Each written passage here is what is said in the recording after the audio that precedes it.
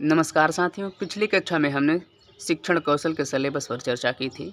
आज उसी चर्चा को आगे बढ़ाते हुए हम उसी सिलेबस के पहले पाठ को धीरे धीरे बिल्कुल आसान भाषा में पढ़ने और समझने का प्रयास करेंगे। तो पहले पाठ का नाम है आधुनिक भारतीय शिक्षा एवं समाज। इसी से हम शुरुआत करेंगे। इसमें हम वैदिक कालीन शिक्षा से शुरू करेंगे और इसको पॉइंट वाइज समझने का प्रयास करेंगे और उसके बाद इन पॉइंट को विस्तार से कहानी की तरह समझेंगे, जिससे इन पॉइंटों को आपको याद रखने में आसानी होगी। ठीक है, तो पहला पॉइंट इसका कहता है वैदिक कालीन शिक्षा को भारतीय शिक्षा का स्वर्ण युग कहा जाता है। जहाँ जहाँ अंडरलाइन है वहाँ ज़्यादा ध्यान दीजिएगा और नोट्स बनाते समय आप भी इनको अंडरलाइन कर लीजिए, जिससे आपको रिवीजन करने में जो है आसानी होगी। दूसरा है, उस समय शिक्षा के केंद्र गुरुकुल थे, जो नगरों के कोलाहल से दूर किसी जंगल या नदी के नज़दीक होते थे। ठीक है। तीसरा, वैदिक काल में शिक्षा निःशुल्क थी तथा राज्य का शिक्षा पर कोई अधिकार नहीं होता था, यानी गुरुकुल पर पूरी तरह ऋषियों का अधिकार होता था। कहने का मतलब उस समय सरकार नाम की कोई चीज़ नहीं होती थी। जिस गुरु या ऋषि का गुरुकुल होता था, उस गुरुकुल की शिक्षा पूरी तरीके से उसी गुरु या ऋषि के हाथ में होती थी और वहाँ कोई फीस नहीं पड़ती थी, जब वहाँ बच्चे व बालक पढ़ते थे। ठीक साथियों, इस तरीके से नोट्स को तैयार किया है कि आप स्वयं से भी पढ़कर आसानी से समझ सकते हैं। रेफरेंस की ज़रूरत नहीं पड़ेगी। चलिए चौथे पॉइंट को देखते हैं।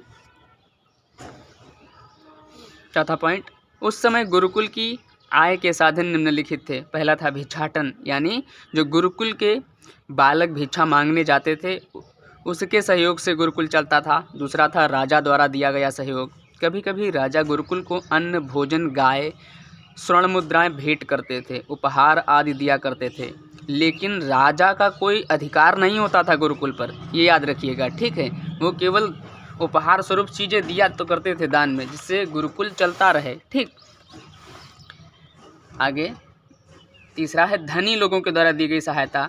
राज्य के जो अमीर व्यक्ति होते थे उनके द्वारा दी गई सहायता। फिर चौथा था समापवर्तन। समापवर्तन यानी समापवर्तन संस्कार के दौरान घर लौट रहे बालक द्वारा दी गई गुरु दक्षिणा, यानी जब एक शिष्य अपनी शिक्षा को पूरा कर लेता था और जब घर लौटता था उस समय वह अपनी स्वेच्छा से यथाशक्ति अपने गुरु को अपनी तरफ से गुरु दक्षिणा देता था।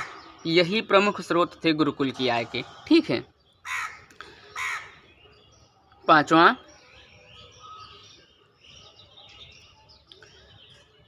प्रारंभिक शिक्षा की शुरुआत विद्यारंभ संस्कार से होती थी, जब बालक 5 साल का हो जाता था।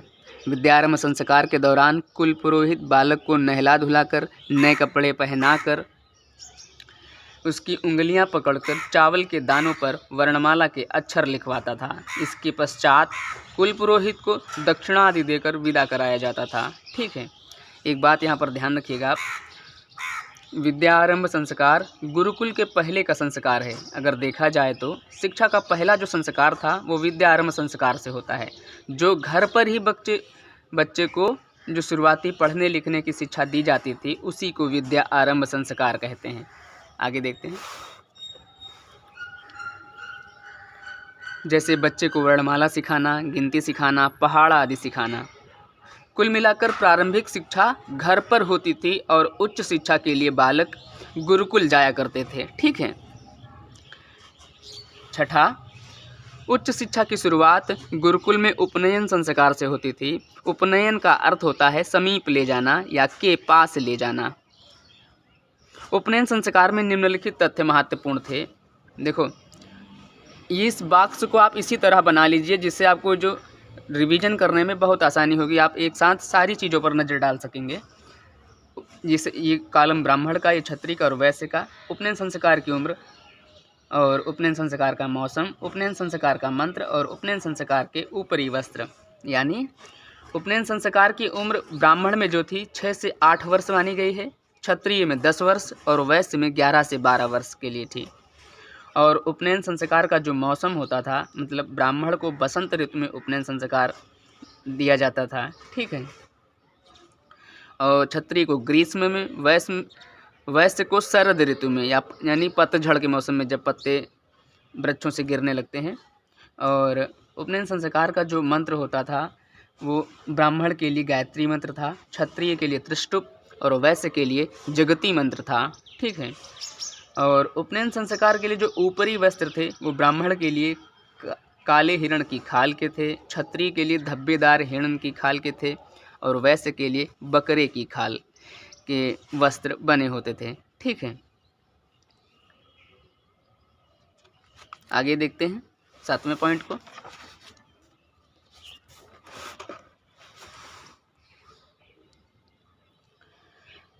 गुरुकुल में निवास करने वाले शिष्य को ब्रह्मचारी होना चाहिए, कुलवासी होना चाहिए या अंतावासी या द्विज होना चाहिए। हम वैदिक कालीन शिक्षा की बात कर रहे हैं। 8वां, शिक्षा की सबसे कम अवधि 12 वर्ष की थी, क्योंकि एक वेद का अध्ययन करने में 12 वर्ष का समय लगता था और अगर किसी को चारों वेद पढ़ने हो तब तो 48 वर्ष का समय लगता था। ठीक है। इसको याद रखिएगा। जो 9वां पॉइंट है महत्वपूर्ण है। पहले वेद के ज्ञाता यानी ज्ञाता को क्या कहते थे? स्नातक कहते थे। पहले वेद पढ़ने में कितना समय लगेगा? 12 वर्ष का पाठ्यक्रम होता था एक वेद का। जो दूसरे वेद का ज्ञाता होता था उसको वसु कहते थे, यानी उसने 24 साल का जो पाठ्यक्रम पूरा कर लिया और 2 वेद उसने कंठस्थ कर लिए हैं, याद कर लिए हैं, समझ लिए हैं। तीसरे वेद का जो ज्ञाता होता था उसको रुद्र कहते थे, उसने 36 साल का समझ लो पाठ्यक्रम पूरा कर लिया। चौथे वेद का जो ज्ञाता होता था उसको हम आदित्य कहते थे। ठीक, इसने समझ लो पूरा 48 वर्ष का पूरा पाठ्यक्रम पूरा किया। ठीक है, ये पॉइंट महत्वपूर्ण है। पहले वेद का ज्ञाता स्नातक, दूसरे का वसु, तीसरे का रुद्र, चौथे का आदित्य। ठीक है। अब बात करेंगे 10वें पॉइंट की। शिक्षा के 2 प्रकार थे, पहला था अपरा और दूसरा था परा। अपरा में क्या होता था कि सांसारिक शिक्षा होती थी, लौकिक ज्ञान दिया जाता था, शास्त्र से संबंधित जादू टोना होता था। ठीक है। और परा में क्या था? परा मतलब पारलौकिक, यानी धार्मिक शिक्षा, वेद पुराण, भक्ति, मतलब पारलौकिक शक्तियों का जैसे चीज़ें होती थी उनके बारे में पढ़ना, उनका ज्ञान हासिल करना, भक्ति करना आदि। ठीक। 11वां पॉइंट है। 11वां पॉइंट, गुरुकुल में बालक की शिक्षा की समाप्ति पर समापवर्तन संस्कार होता था, जिसके बाद एक शिष्य अपने घर को लौटता था तथा इस संस्कार के दौरान गुरुकुल से जा रहे शिष्य से गुरु दक्षिणा प्राप्त करता था तथा शिष्य को बदले में ज्ञान यानी सीख देता था, जैसे खुद से अध्ययन करना, ज्ञान का दुरुपयोग न करना, जो ज्ञान तुमने यहाँ पर प्राप्त किया है उसका दुरुपयोग न करना। तीसरा था माता पिता की सेवा करना और चौथा था विश्वासघात न करना। ठीक है, ये था 11वां। बात करते हैं 12वें पॉइंट की। 12वां पॉइंट क्या कहता है उसको देखते हैं।